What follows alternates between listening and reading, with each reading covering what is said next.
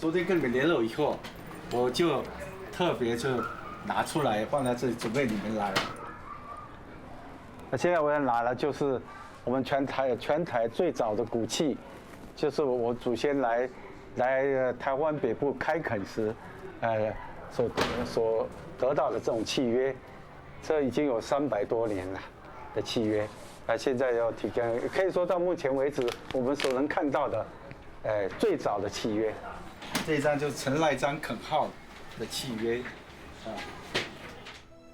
，Among the approximately 15,000 pieces of existing old private deeds in Taiwan today, this is the earliest original copy. It was written in the 11th month of the 48th year of Emperor Kangxi's reign. It was a contract for the reclamation of Taipei. It reads, "We have agreed in partnership to apply for the reclamation license together. We should work together without regret, cooperate together for common cause to achieve good outcomes, and wish no need for replacements."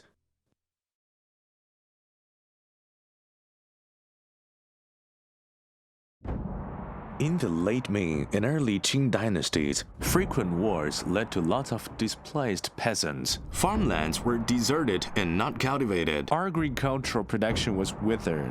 No land, no people, no people, no taxes. The Qing court issued an edict in 1649.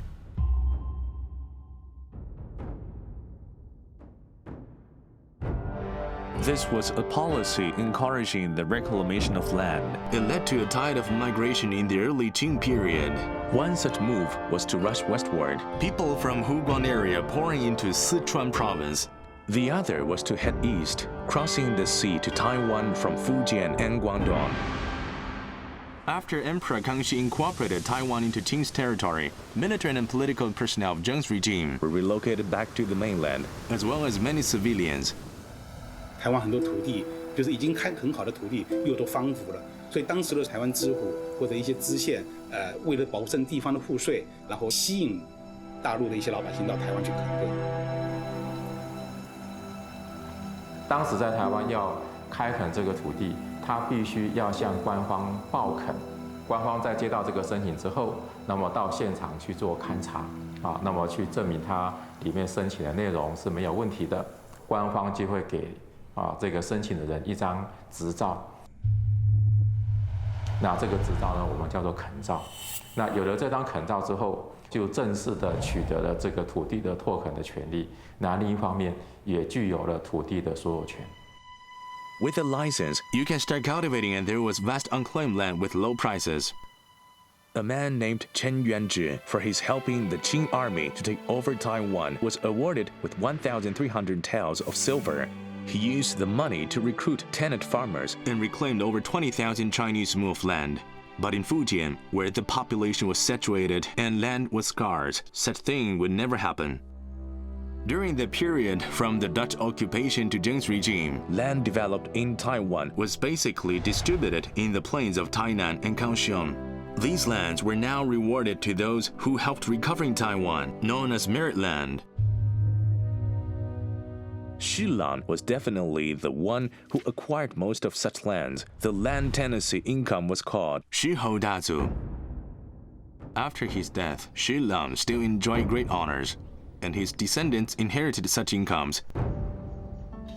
Many of Shilan's subordinates and relatives also became the first beneficiaries of land development boom in Taiwan in the Qing dynasty, including Shilan's cousin Shibing and his eldest son, Xin Shiban.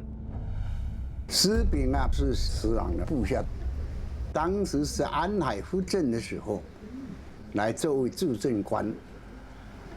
安海是一片平地啊，到处都在恢复建房子啊。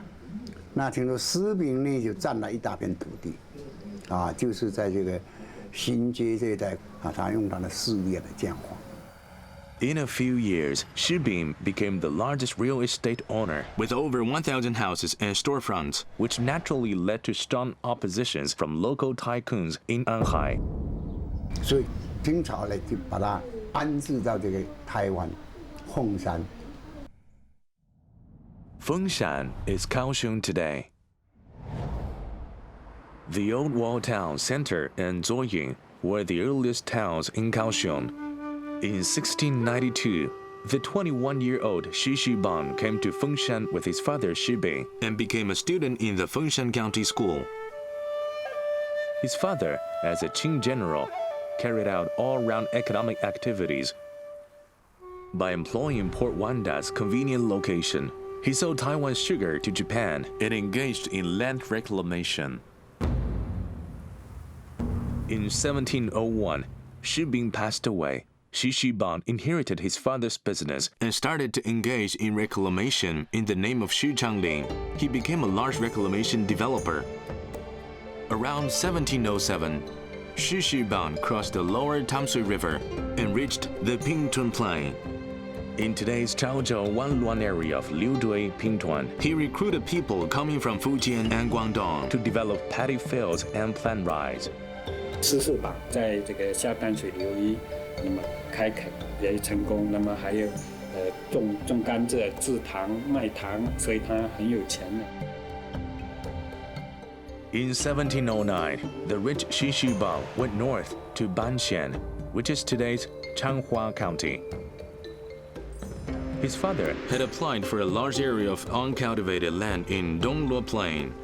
Xu Shibang intended to develop it. The initiative of Xu Shibang marked that Han people's large-scale reclamation that had moved across the Zhuoshui River from south to north. The Zhuoshui River is a river dividing southern and northern Taiwan. It is about 186 kilometers. It is the longest river of Taiwan. It winds down from the central mountain range, heading westward all the way across the Yunlin-Chiayi-Tainan Great Plain, flowing into the Taiwan Strait. 浊水溪是我们台湾第一大河流，是我们彰化云林平原的一个文明之母。浊水有机质特别多，灌溉的农作物也特别好，但是天灾无可预防的，所以先民为了敬天畏地之下，做了这个辟邪物泰山石敢当。希望天公不要做大水，让我们后代的子孙在这个地方 安身立命下去。 Water conservation is the lifeline of agriculture. Xu Shibang intended to make use of the Zhuoshui River by adopting the traditional techniques of digging irrigation canals to build an irrigation canal system in the middle reach of the Zhuoshui River. In order to irrigate the newly reclaimed land, the work started in 1709. Without precise measuring instruments and excavation tools, it was not easy to build such a huge waterway project. It was said that after the reservoir bank was built, there was a fatal problem.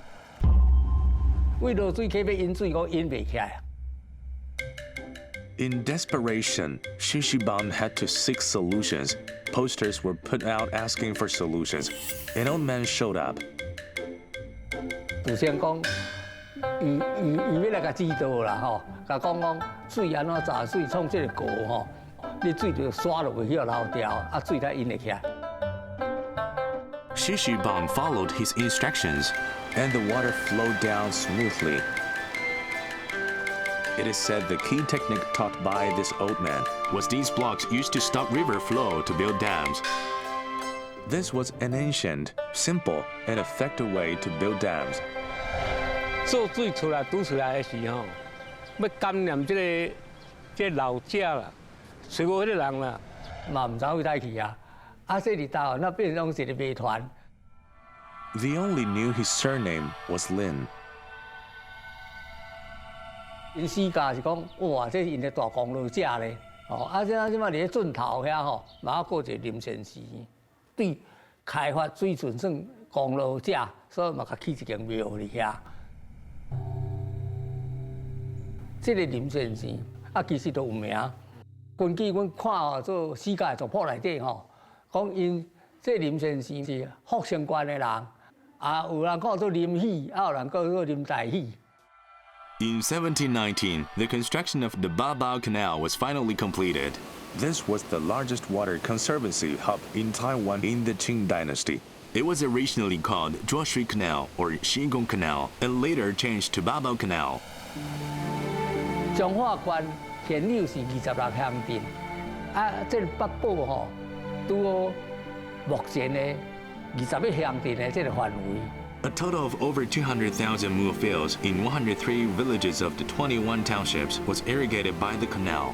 你人若无回到去活啊，你若无北中华区若无这个船，食的都无当生产啊。 In order to build this canal, Shishiban worked hard from 38 to 48. Enduring 10 years of hardship, the total investment was said to be 500,000 taels. Shishiban sold his father's over 1,000 houses and storefronts in Anhai, devoted every coin in this project. Finally, he received huge returns with huge investments. After the completion of the canal, Shishiban owned over 5,000 jia of irrigated nice paddy fields. The annual tenant's income could reach over 45,000 dan. He became a super rich man. Apart from Shishiban, Huang Shijing, one of the Hakka people from Raoping, Guangdong, Yang Jishen of Quanzhou, Fujian, Zhang Shixiang and his son of Jinjiang, Fujian, also moved to Tainan area or Yunlin Changhua Plain one by one. This group of deep-pocketed, powerful people organized large-scale reclamation ventures and also invested much money into Taiwan's agriculture development. While recruiting people to open up uncultivated land, they also developed water conservation projects. Represented by Shishiban, the large-scale water conservancy constructions by Han people in the early Qing dynasty were held by Taiwan scholars as the paddy field movement and the First Green Revolution. Through this revolution and movement, the advanced farming technology of the Han ethnic group had been fully promoted in Taiwan. Large areas of deer farms and untouched lands turned to rice paddies. Taiwan's primitive production methods of slashing and burning and nomadic fishing and hunting had been replaced. The original economic outlook of the Western Plains was changed first. Thanks to Babao Canal, the Changhua Plain became the granary of Taiwan. Selling rice brought prosperity to Lugan port in Changhua. Therefore, Shishiban was called pioneer of the paddy field movement in Taiwan. Shishiban later lived in Lugan. The earliest Mazu temple in Lugan was built on the land donated by Shishiban. In a small shop by the entrance to the temple, this old man selling joss-sticks is the 9th generation descendant of Shishiban. The family of the #1 reclamation tycoon of the early Qing dynasty now lives a plain life. 每年咧，你甲借点就是7日咧，10月25日啦，去迄日咧。那10月25咧办桌10几桌，你食3钱也无够，即马过嘛无人吃，过去外口找，无啥人咯。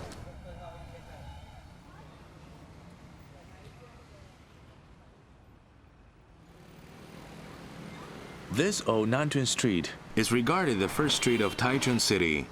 The history of Taichung Basin's reclamation started from this street. 这个地名叫做讲犁头店，这条街大部分做这个农区，迄阵这一带是拢漳州、泉州的人来。进前是听讲张国忠兵伊就是来开垦了这个犁头店，这汉民才来踮这耕农啊。Zhang Guo was from Zhangzhou. He was a subordinate of Shilan, an officer in the North Road Battalion. In 1710, Zhang Guo applied for reclamation of the land around Litoutian in Nantun, Taichung. As a landlord, he called this place Zhangzhenjuan. It was a guanzhuan. The so-called guanzhuan was the land reclaimed by civil and military officials by recruiting peasants. 它是一种由官员去主导的一种土地的拓垦的状况。 This area belonged to Zhang Guo's guanzhuan, Zhangzhenjuan. It was said this Wanhe Palace was built to accommodate the large number of peasants coming to reclaim. In 1724, Lan Tingzhen, the chief commander who came to Taiwan to suppress the Zhu Yigui uprising, joined Zhang Guo's land reclamation venture. 兰亭真他立业叫做兰张兴就是说兰家跟张家共同合作的一个拓垦的组织。 Compared with Zhang Guo, Lan Tingzhen's push was more aggressive. Lan Tingjian had served as the commander-in-chief of Taiwan, later had been promoted to admiral of Fujian fleet, which was equivalent to the highest-ranking military officer in Fujian. 那蓝廷珍以这样一个身份招揽中国大陆的移民到台湾来拓垦。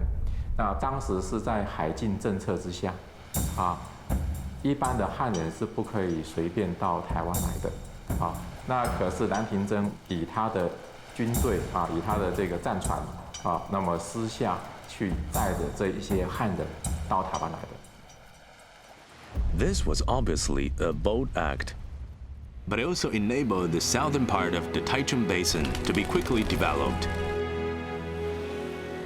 Daduan, Gongguan, Liuchuan, all of these areas were reclaimed by Lan Jiangxin. Therefore, they were called Lan Jiangxinzhuan or Lan Xingbao. During the period of Emperor Kangxi's reign, Taiwan was divided into one prefecture and 3 counties. North of Xingang River was named Zhuluo County. This area was wide, stretching from today's Jiayi to Taipei and Keelung. The Ali Mountain was under the jurisdiction of Zhuluo County, with the Ali Shi residing there.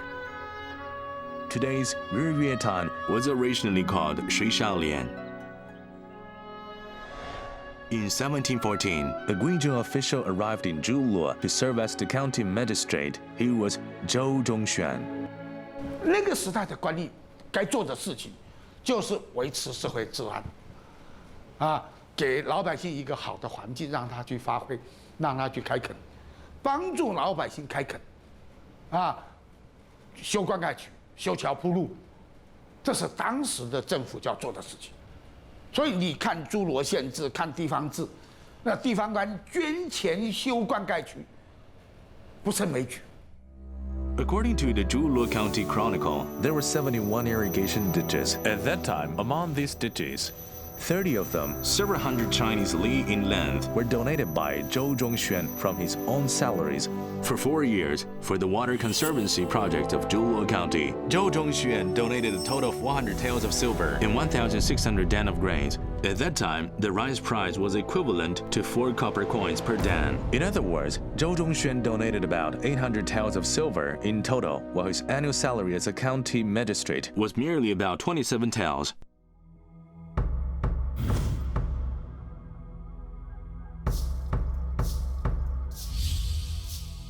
In 1715, the chief of the Ali Shi, Omo, led the Aborigines from 5 tribes to submit to the authority of the government. Zhuluo County Magistrate Zhou Zhongxuan issued this appointment certificate, appointing Omo as the grand native official of the 5 tribes of Ali. This was the earliest official letter of appointment to leaders of ethnic minorities in Taiwan.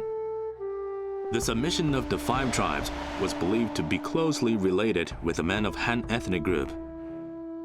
His name was Zhang Dajing. 张达基，一个非常了不起的通事。Tongshi referred to translators. They must be proficient in the languages of ethnic minorities. Besides, they were also responsible for coordinating between the government and the native tribes. In the history of Taiwan's development, Tongshi played a very important role. Zhang Dajing was the first Tongshi of the Ali tribe. Starting from 1725, he served as the general Tongshi of the 4 tribes of 9 native tribes for 33 years. He enjoyed quite a high status in the Ali tribe because he also had a special identity, the son-in-law of Omo. Zhang Dajing was from Dabu County, Guangdong. There's still a legend being circulated in his hometown that he paid for a calf with a too-low building. 他那个时候应该说，他这里混不下去了，就是说那个时候经济是不太好嘛，创不出一条路来。He decided to go to Taiwan, but his family was so poor, he couldn't pay for his trip. 张大军就跟他姑姑说，他姑姑也很穷嘛，就说我这里有条小牛，把小牛卖了好了，跟你做理财费。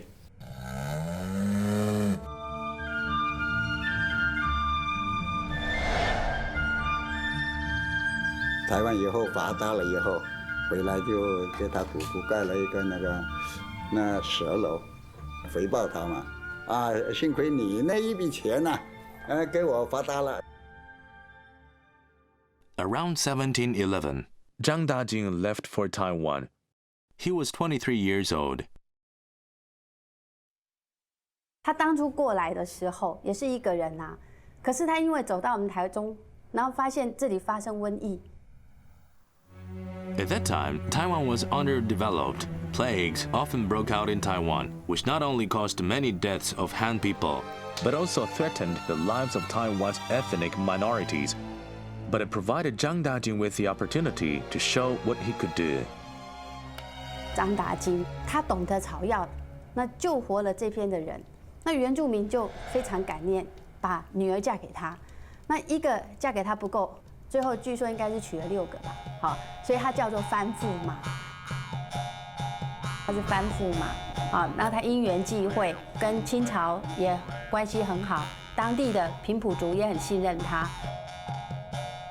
那因此就留在安理社里面担任通事，啊，那么在张达金的主导之下，在这个康熙末年，啊，那么安理社就向官方申请，啊，取得了现在大甲溪以南，台中盆地北部的土地。The size of this area was very huge. Zhou Zhongxuan, the Zhuge County magistrate, issued this notice of approval and confirmation. The land reclamation right was later basically transferred to Han people such as Zhang Dajing. Land reclamation in Taiwan was similar to that in the rural areas of southern Fujian. It involved 2 tenancies. 大小族其实就是叫一田2族，也就是说，一块土地它有2个族人，一个叫做大族户。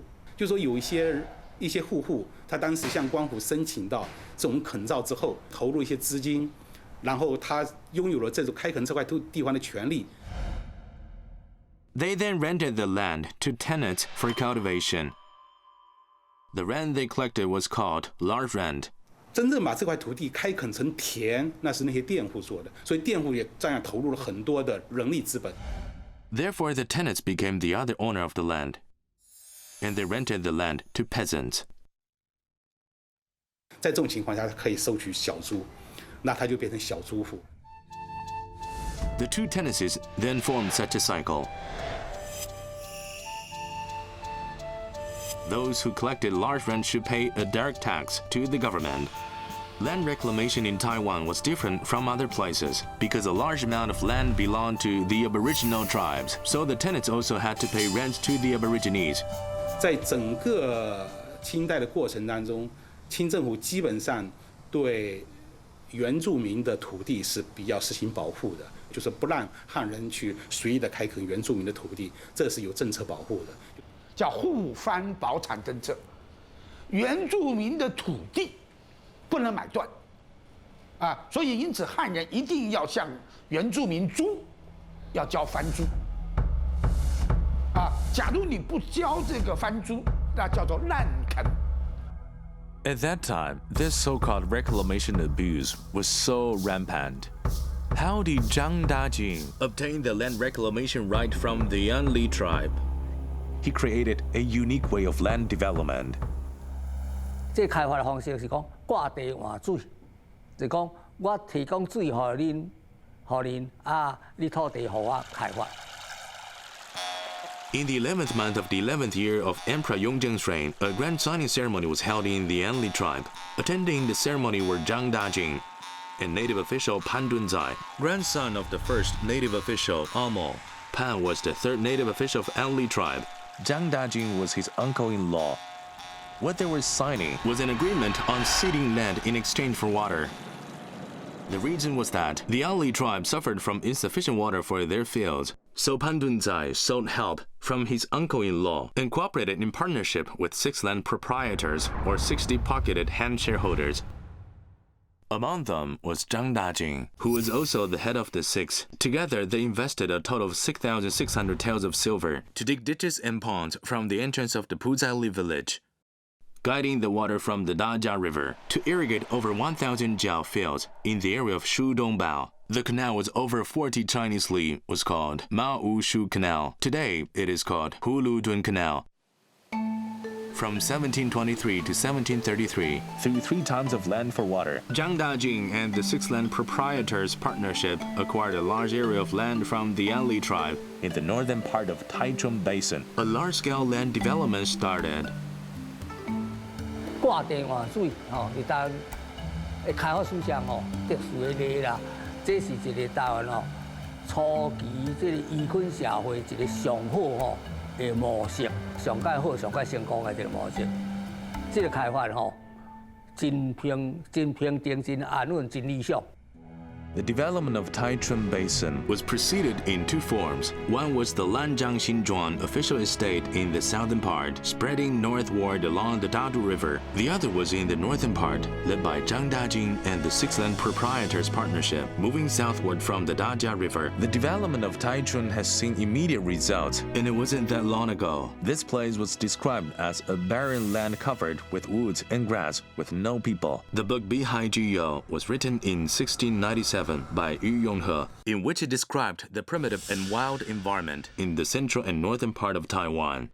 On the 7th day of the 4th month of the 36th year of Emperor Kangxi's reign, a team of ox carts departed from Tainan, moved along the north-south arterial road on the west coast, headed for Taipei. The team leader was Yu Yonghe from Zhejiang province. He was a consultant of Fuzhou prefecture office. In the previous winter, a fire broke out in the Fuzhou gunpowder storage. Over 500,000 jin of sulfur and gunpowder were burned out.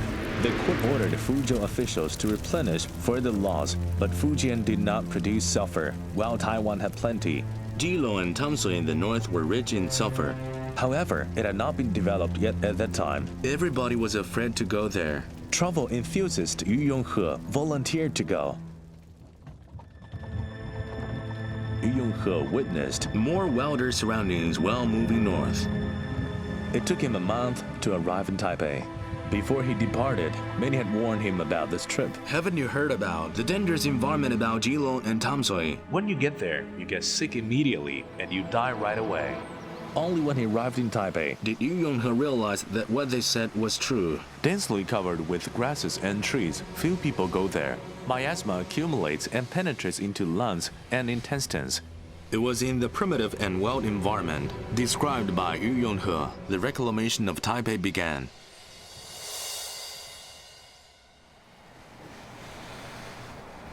这个是1709年呐、康熙48年的合约，它是开发台北最重要的一个文件。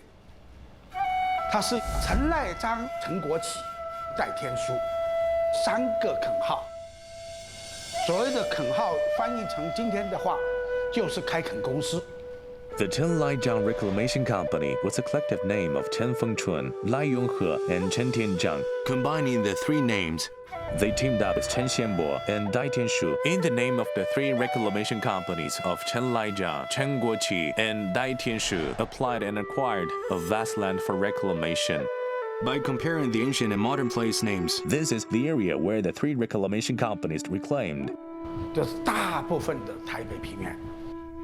所以台北的开发就从这个时候开始。 By following Chenlaijiang Company, batches of people from Fujian and Guangdong arrived there successfully, ushering in a great upsurge in Taipei's reclamation.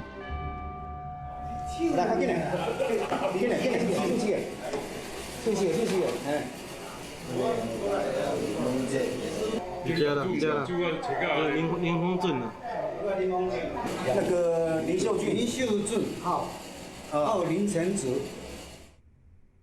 Lin Chengzu was the name of his reclamation company and later became his alternative name. He was the most famous man in the early reclamation history of Taipei. At that time, in southern Fujian, even in mountainous areas inaccessible to traffic and information, Taiwan had already become a household name. 一个人回来讲说，哎，那边土地很多，可以去开发耕种，所以大家就跟着去了。所以我们那边去的话，有的是整个家族都去，有时候是父祖同者，一同姓，兄弟也一同姓。 Poor Lin Qiujun was also thinking about going to Taiwan, wanted to have land to cultivate, but was short of funds. 那在朋友的支持下，凑了一些钱才到台湾去。 Around the end of Emperor Kangxi's reign, Lin Qiujun, in his 20s, bid farewell to his wife and son, embarked on his way to Taiwan. He landed near the Dajia River, settled in Dajia tribe, rented fields owned by the Aborigines, and earned his first bucket of gold. A few years later, he moved to Taipei. At that time, most people had to disembark from the pier by the Dahan River. This is Xinzhuan. It was called Xinjizhuan, was the earliest developed area in Taipei.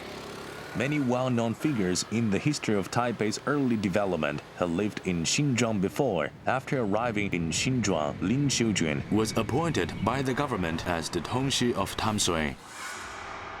In fact, comparing his success with Zhang Dajing's, there were some similarities. 那边发生了那个瘟疫，那很多番人的话，他不治而死。这个林神祖他会懂得医道，用草药的话救活了很多番人。这个就番社的头目很感激，就把女儿潘氏许配给他，还把土地让出来让他去开垦。 The full name of Lin Qiujun's reclamation venture was Tamsui Fort Reclamation Operator Lin Zhengzu. A contract written in 1737 revealed his hardships in the development of Xinzhuan. Take the initiative to recruit tenants, opening up ditches, paying grains and taxes for many years, all alone by himself. The farmlands cultivated in Xinzhuan were later mostly sold by Lin Qiujun. He was attracted to a new land for reclamation that was Banqiao, separated from Xinzhuan by a river. Banqiao in New Taipei used to be called Baijie. Large-scale reclamation of the Banqiao area began with the arrival of Lin Zhengzu.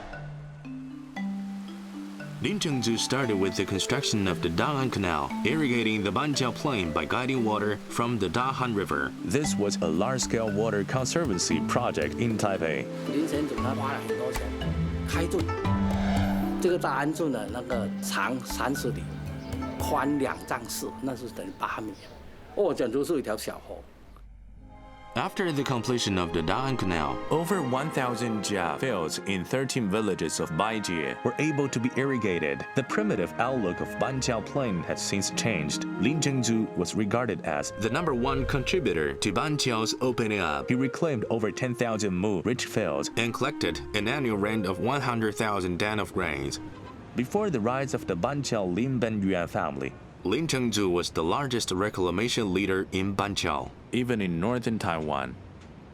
The Hopu Street behind the Banqiao station today was where Lin Zhengzu's original residence in Banqiao was located. The Hopu Old Street has lost its prosperity.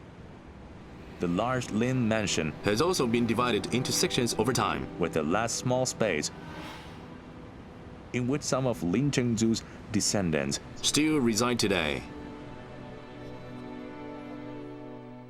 In the former residence, there are tablets worshipping Lin Zhengzu and his 2 wives. Song was Lin Zhengzu's wife in his hometown, Jiangpu.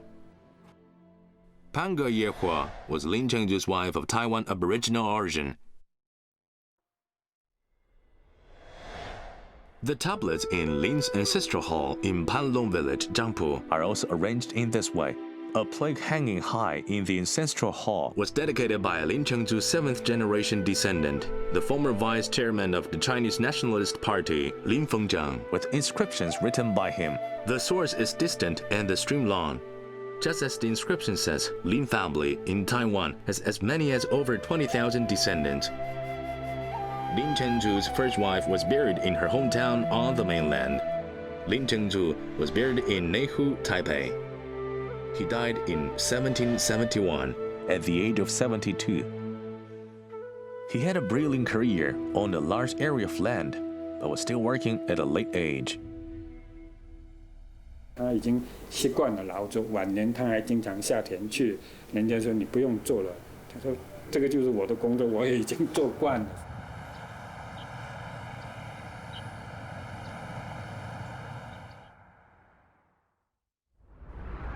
This man was Guo Xiliu, the first person to excavate a large-scale irrigation canal in Taipei, but he was a tragic hero.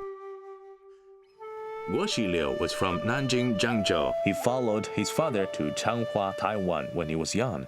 In 1736, his whole family moved to Taipei.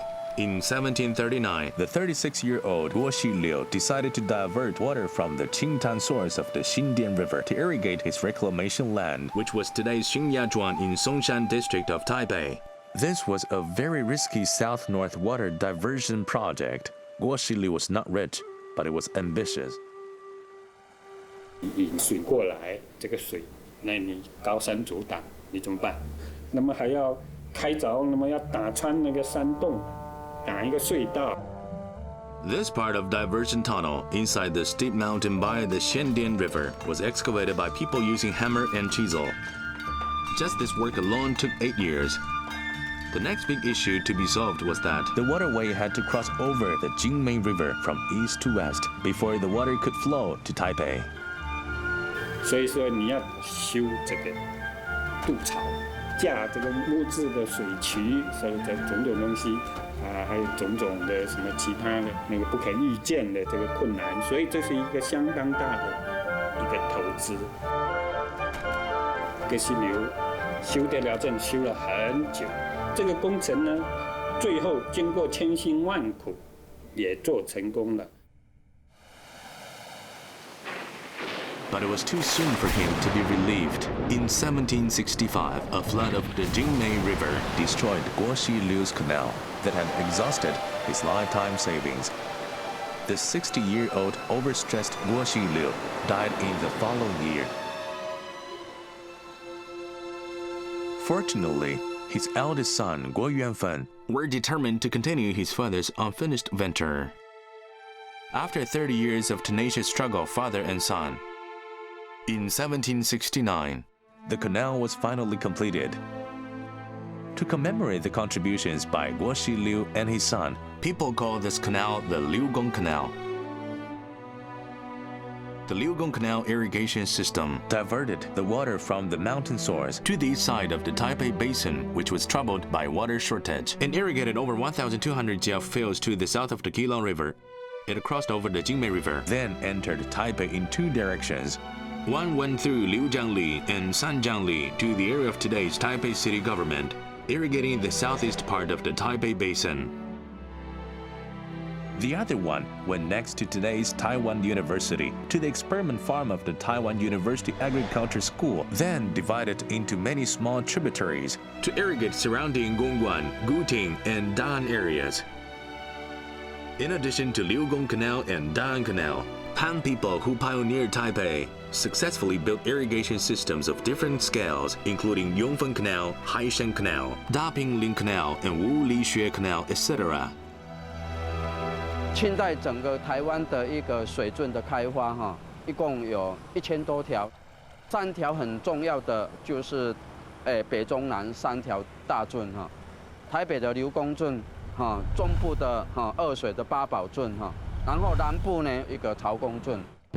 Caogong Canal was in Kaohsiung, known as Fengshan County in the past. In 1837, Cao Jin from Qingyang, Henan Province, arrived in Taiwan to serve as Fengshan County magistrate. He faced the grim situation of unsatisfactory rainfall for several years, which resulted in the seedlings withering and people suffering from malnutrition. Bandits and robbers were everywhere. Social order deteriorated. Adhering to the ideas that the best way to eradicating robbery is to provide enough food to eat, and the best way to ensure food supply is to build water conservation system. Cao Jin, in less than 2 years, without using public funds, had quietly built a canal, diverting water from the lower Tamsui River to irrigate the Fengshan Plain. At the request of Fengshan people, the administrator of Taiwan Xiongyi Ban named the canal Caogong Canal. 曹公圳的流域涵盖的是整个高雄市区，可以说是大高雄的一个血脉。一年会当修成2期，所以迄个时阵大家都无烦恼，讲袂食袂饱，所以土匪也较少啊。因过就是大家食袂饱，土匪才一直坐。Because of Caogong Canal, the development of the entire Kaohsiung area had been enhanced. Caogong Canal still flows in Kaohsiung City, playing the role of flood prevention and drainage. Like the Love River, it has become the business card of Kaohsiung City today. Cao Jin spent 8 years in Taiwan, died after he returned to the mainland. To commemorate him, people of Kaohsiung in 1860 built a Caogong Memorial Hall. Over 100 years later in 1992, it was upgraded to Caogong Temple, and his statue was gilded with gold. He was revered as a deity. 他从一个祠升格为庙，把曹公从人升格为神，这样哈就神化了，代表哈整个高雄地区的民众哈对曹公的一个尊崇跟怀念。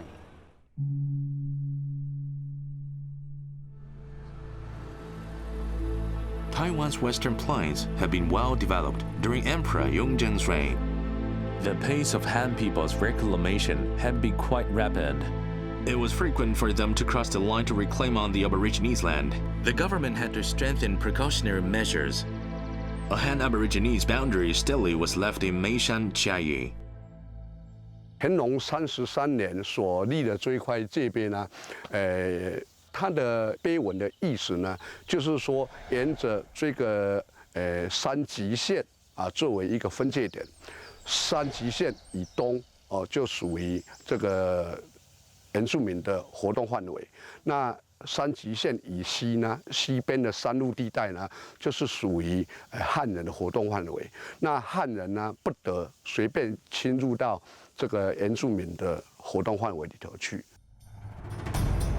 In 1761, the government ordered that in Tamsui and Changhua, a boundary through between the areas of Han people and Aborigines must be dug. In Anli tribe, where Zhang Dajing resided, the 19 circles represented the boundary formed by digging ditches. That was commonly known as Tunio. 在开垦的时候，我们是很勤奋的吧？从大陆过来啊，很勤奋，土地越多越好。 所以就会跟平埔族产生冲突，所以在清朝乾隆26年的时候，就下令挖了壕沟，那个泥土呢放在旁边，好，总共有19堆，那当晚看起来像牛，所以土牛就是这样来的。那汉番的边界就这里，你不可以超过。 This map of the boundary between Han people and Taiwan Aborigines, drawn in the 25th year of Emperor Qianlong's reign, was drawn by the order of Yang Tingzhen, the governor of Fujian and Zhejiang. A red and blue line extends from south to north. The plain on the west of the line was for Han people, or the so-called Shufan. The east of the line was the realm of the so-called Shengfan. 汉番界限，它就规定汉人不可以越过这个红线到山上去开垦。 其实清朝，我觉得他因为他是一个也是少数民族来统治中国嘛，我觉得他对于一样是少数民族这些原住民是有比较多的了解跟包容的，所以他设了这个界限呢，规定汉人不可以越过这个红线到山上去开垦。汉番界限都是在有接近山地的地方，比如说像桃竹苗。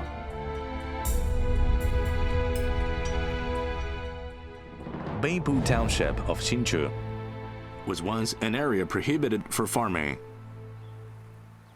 In 1835, a reclamation venture broke into the restricted area. 我们北埔金广福公馆啊，现在的话是台湾唯一幸存的武装移民公馆，也是在清领时期全台湾最大的一个武装移民公馆。 In 1834, Deputy Magistrate of Tamsui Li Siye took out 1,000 taels of silver from the treasury, asking the Chief Administrator of Hsinchu Jiuqiong Estate, Jiang Xiuluan, to organize a civil armed force, setting up a check tower and hiring guards to defend the area along the mountains. In the following year, Li Siye ordered the establishment of reclamation company, recruiting people for reclamation. In order to safeguard the peace along the boundary between Han people and the Aborigines, after hearing this, people from Fujian and Guangdong who lived in Hsinchu raised money and jointly established the Jingguangfu Reclamation Venture, Jin stands for good luck, Guang for Guangdong, and Fu for Fujian. It was a joint development company of Guangdong and Fujian. It is a very rare cooperation in the history of Taiwan's land reclamation. 淡水同知李四叶先生就命令属于闽南籍的周邦任先生以及客家籍的江秀銮先生来开发北埔。所以说，金广福来讲话是正式获得清朝官方的开发认可。It had been proved that it was a successful combination. Zhou Bangjang, of Fujian origin, was originally the general administrator of Zhuqian West Gate, so he still lived inside the city, taking charge of sales of the venture, and was responsible for all matters of the headquarters, while matters at the front line was handled by Jiang Xiuluan. In 1835, Jiang Xiuluan led hundreds of tenant farmers and armed checkpoint guards, departed from today's Judong, cautiously pushed forward to Beipu area. Subsequently, 36 checkpoints were set up there, forming a huge defense line, commonly known as Jingguanfu Dagai.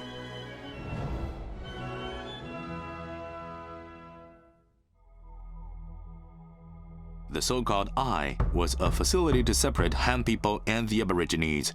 The guards were responsible for guarding, and residents there were responsible for reclamation, under the armed protection of the guards to proceed with reclamation. This was the so-called reclamation under armed protection in Taiwan history. The barren land soon became good paddy fields. Villages began to gather around Beipu. The Jingguanfu Hall was the reclamation headquarters and the venue for collecting rents. It was also a military command center for defense matters. Starting from Jiang Xiuluan, Jingguanfu had operated for 4 generations or 52 years. As more and more people came to reclaim land, Beipu's faith center, the Zitian Temple, was built. The pioneers lived in the area surrounding the temple entrance, where it gradually became the most lively street market and performance plaza of Beipu.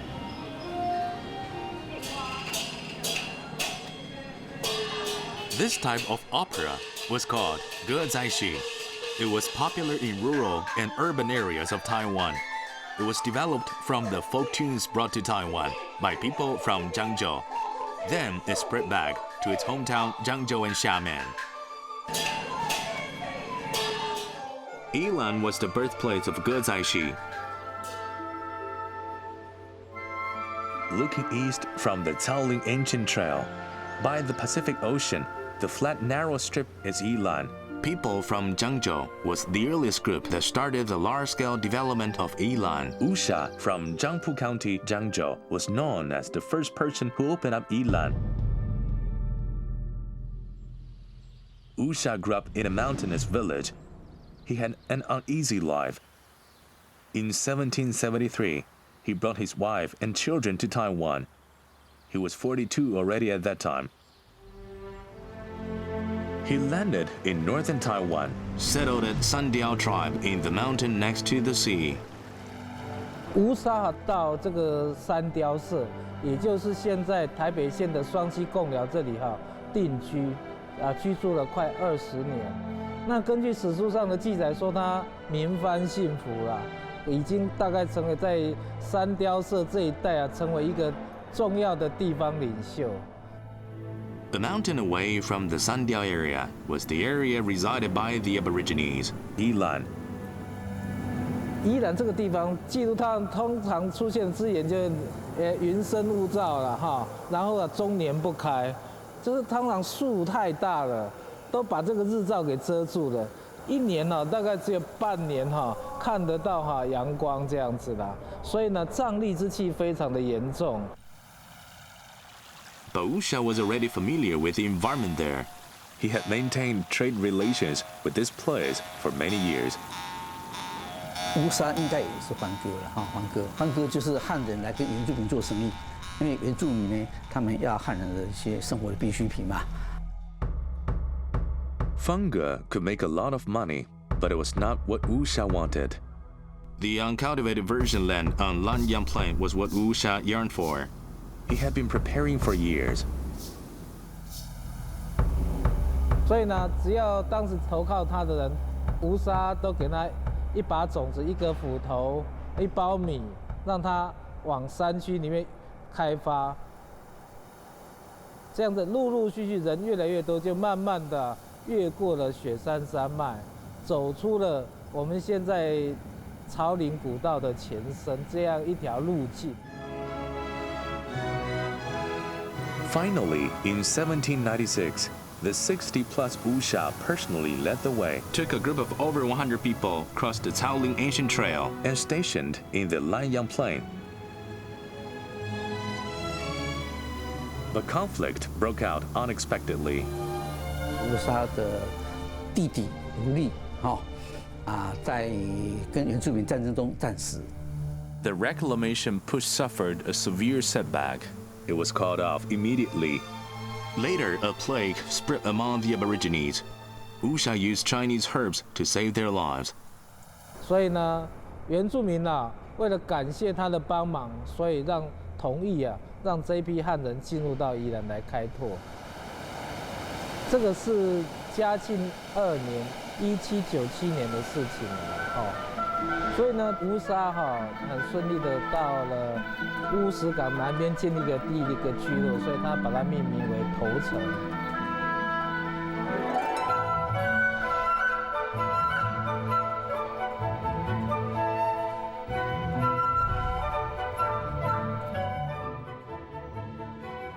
Based in Tocheng, Wuxia's group kept pushing for the second, the third, and the fourth town. Finally, they built today's Yilan City. 那宜兰因为平原，那水源充足，土地又肥沃，那么在吴沙开兰之后呢，很快的就成为台湾的第3大米仓。However, Wuxia didn't see the final result of the reclamation push. He died in 1798 when his group was pushing to the third town from the second. The subsequent development of the next 2 towns were carried out by his nephew Wu Hua by leading that reclamation group. 宜兰县有一首对联，叫做“征程拓土无双事，正式开兰第一人”。吴沙在66岁这样的高龄的情况之下，还翻山越岭到宜兰来开挖，才是不容易。所以从吴沙的过程当中可以看出来小人物可以立大功。这么一个小人物，他怎么知道他后来会在台湾史上这么有名？所以这是平凡中的伟大，小人物的伟大事迹。After all, there were only few people like Wuxia who left their marks in the history of Taiwan's early reclamation. For nearly 300 years of development, there were millions of nameless people who had participated in this process. The forefathers from Fujian and Guangdong, by overcoming all kinds of hardships, turned the barren island of Taiwan into a rice granary, with the benefits from sugar and grain staying on top of the world. When Taiwan was brought back under the control of the central government in 1683, the area of arable land was about 18,000 jia. By 1886, the officially measured area of cultivated land had increased to 361,417 jia. The actual reclaimed area was as high as 777,850 jia. The cultivated land had increased 42 times in over 210 years. It can be called a Taiwan miracle in the reclamation history. Today in Taiwan, we can still see such scenes of people working diligently in the fields, from which we can realize the kind of hardships and hard works that our ancestors have been through.